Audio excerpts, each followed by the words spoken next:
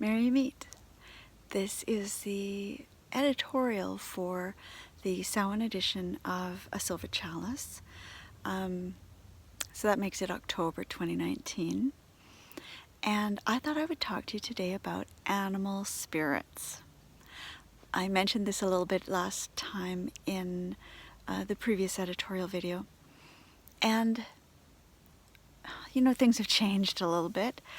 Last time I talked to you, our dog was struggling, and I was concerned that she might be passing, and she actually has passed. Shortly after that video was shot, we had to let her go. So what's interesting about that, well, let me just tell you about animal ghosts. I said in the last video, I've heard it said, you know, if there were such a thing as life after death, why are there no animal ghosts? And I said that there certainly are. And today I thought I would tell you some of those stories from my own life. Let's see. I'll start with my first familiar, who was, that was, I'm not even sure, maybe 20 years ago. When she passed, she always used to sleep on my bed with me. She would jump up and sleep right up beside me, snuggled into my arms usually. And she would always hop on the end of the bed and then walk her way up. And after she passed, there were several nights where I would be half awake and I would feel her jump on the bed and walk up towards me, towards the pillow. And of course, there was nothing physically there. And that went on for, it wasn't every night, but it was fairly common, and it went on for, I think, a couple of months, maybe a month, somewhere in there. And,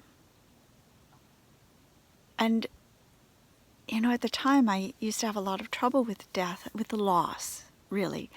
And it kind of made me sad. But it also made me feel, you know, that she was still there, that there was that connection still there.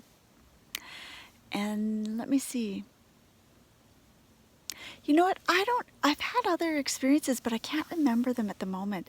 But let me just tell you about my dog who just passed. Because this is actually the most interaction I've had with an animal ghost. And I think it's because I've been getting more sensitive. You know, I've been practicing for decades now, and I think I'm just getting able to sense it more. They've always been there, I'm sure of that, and it's just now that I'm really noticing. So when Gabrielle died, or crossed over, I should say, I was at home. My spouse had her in town at the vet's, but I was at home, and she told me when she was going, and I was really sad. And I was crying and everything, and, you know, like wailing and bawling my eyes out. But, you know, in the midst of that, I just had this feeling come over me, and like a feeling of calm and well-being. And I had this vision of her bounding through the fields of the Summerlands. And, you know, it was just so clearly a message from her that she was happy and she was well, and she loved us, and that she was, you know, still connected, still around. And let me see. Oh, right. My goddess child came over that day. It was her usual day for a visit. And she came over and didn't even know any of this was going on. So we were both sitting outside on the swing on the deck and just crying together. And at some point I said to her, it's funny, you know, this is kind of what the universe has been telling me, that when the fall comes and the leaves all fall from the trees, nobody makes a big deal of it. Nobody goes, oh, how horrible, the trees, the leaves have fallen, the leaves are going, blah. I mean, sometimes we might a little bit when we don't want winter to come, but in general, we're just content to let leaves fall. And, you know, the goddess was saying, why can't you do that with other forms of passing? And I was just telling my goddess child this story. And just as I said that, from this very tree that you see behind me, one single maple leaf detached and drifted down to settle in front of us. And I thought, that's maybe a coincidence, but wow, what a coincidence. However, ever since that day, that's become a motif. A single maple leaf will fall down right in front of where we are or where we're walking. I was going to the gas station one day and walking into the gas station, and I was facing a sign that said, oh my gosh, what did it say? Something about a maple leaf. I can't remember what it was. Something about a maple leaf. And I just read that and I saw that. And just as I did, from behind the store, like over back behind it, a single maple leaf drifted off, floated down right in front of the sign, right in front of me where I was walking. And it's just become this ongoing motif of a single maple leaf. But the real kicker for that was when my spouse and I were just sitting watching TV one night, and we both see something fall from the ceiling and kind of float and drift down. Some big thing, I don't know what it was, float and drift down and land on the floor in the kitchen. And we look at each other and we're thinking, what was that? And I go in the kitchen and we're both in there. We're looking around. I'm looking at the ceiling. It's drywall up there, right? There's nothing to fall. And I look around the floor. There's nothing there. We both saw it. We both thought there was a leaf falling in the kitchen, and there's no leaf. We couldn't find anything. To this day, we never found anything that could explain what that was.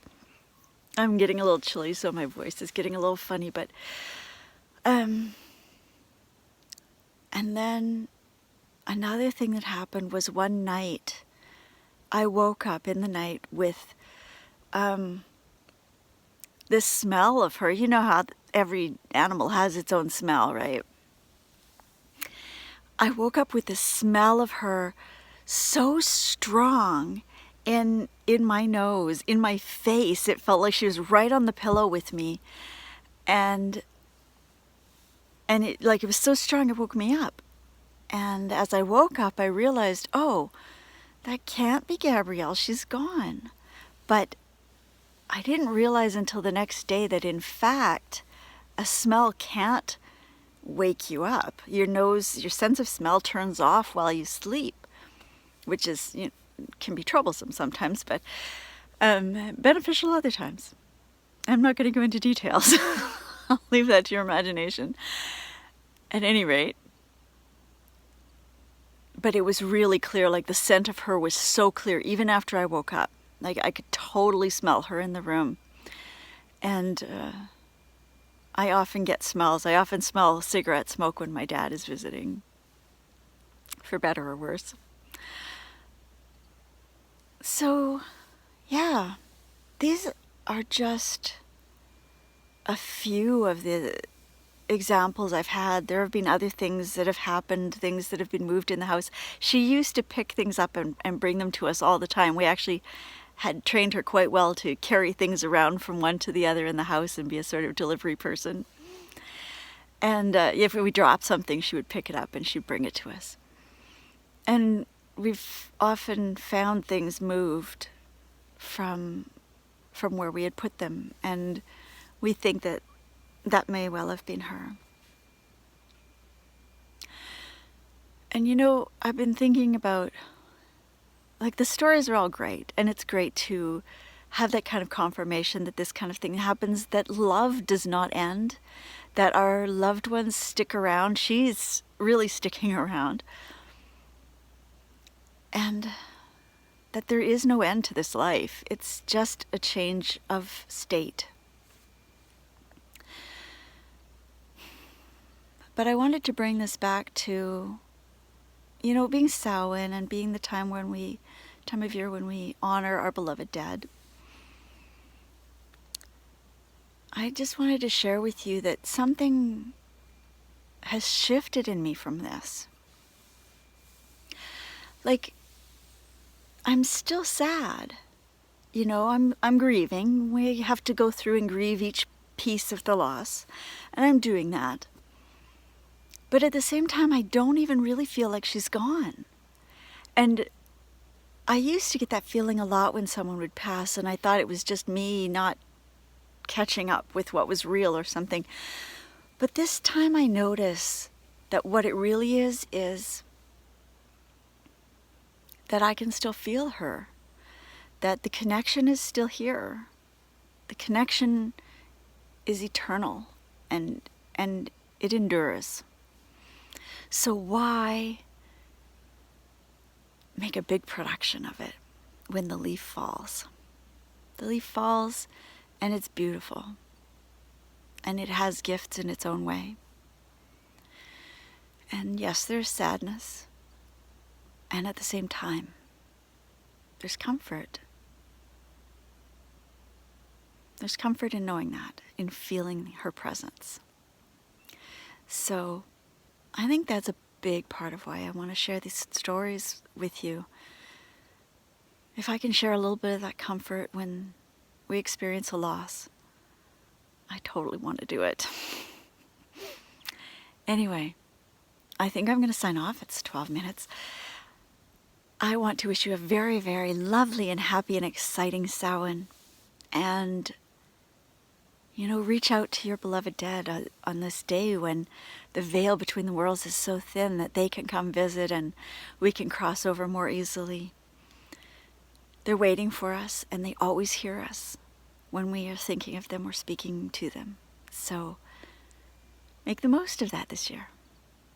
Anyway, I'd love to hear your stories. If you have similar stories, please put them in the comments below so that, we can share these experiences with each other. And everyone who does that, we increase the resonance of belief and knowledge that this is actually so. We reprogram our nervous systems to know this as truth rather than just fantasy or an idea or what, materialists might call it. All right? So I look forward to seeing your stories, and I'm so glad that you watched this with me, and feel free to share stories with everyone you know. All right. I love you, and I will talk to you again next time. Blessed be.